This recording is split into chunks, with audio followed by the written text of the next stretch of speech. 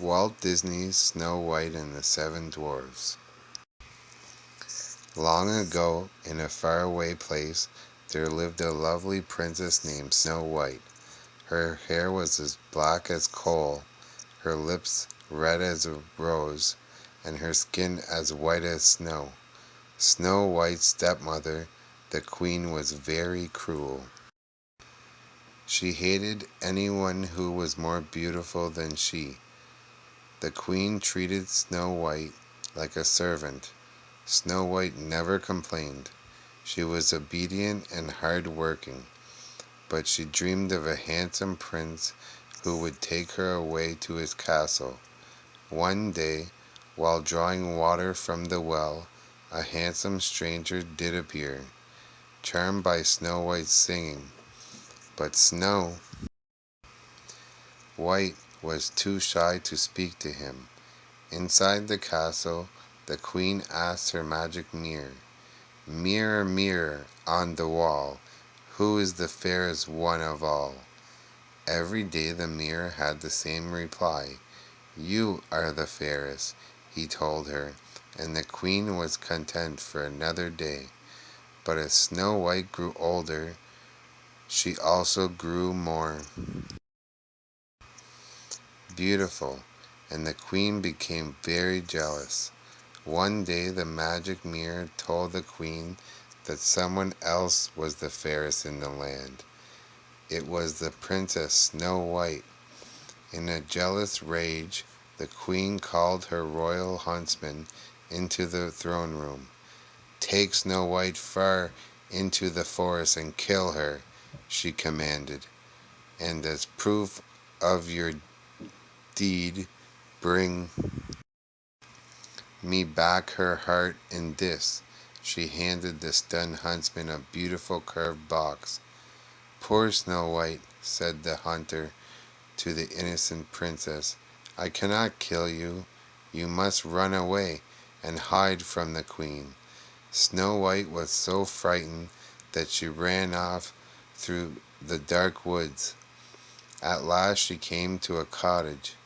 "Who lives here?" Snow White wondered. Then she heard voices singing in the distance. The seven dwarfs who lived in the cottage were coming home from a hard day at work in the diamond mine. The dwarfs introduced themselves. Their names were Sleepy, Grumpy, Happy, Doc, Dopey, Sneezy, and Bashful. They invited Snow White to share their supper. Snow White felt so safe with the dwarfs that she decided to stay with them. But the evil queen soon found out that Snow White was still alive.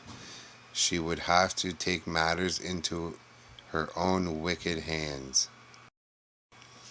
She fled to the dungeon beneath the castle.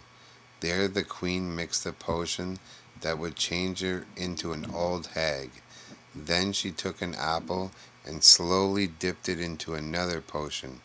"One bite of this poisoned apple, and Snow White will close her eyes forever," she crackled. The old woman appeared at Snow White's window. "Hello, dearie," she said. "Taste one of my delicious apples. It's apple pies that make men folks' mouths water. Pies made from apples like these." Then she held the poisoned apple out to Snow White. The birds tried to warn Snow White away from the poisoned fruit. They fluttered and flew around the hag, trying to make her drop the apple. "Stop it! Stop it!" cried Snow White. The birds flew away sadly.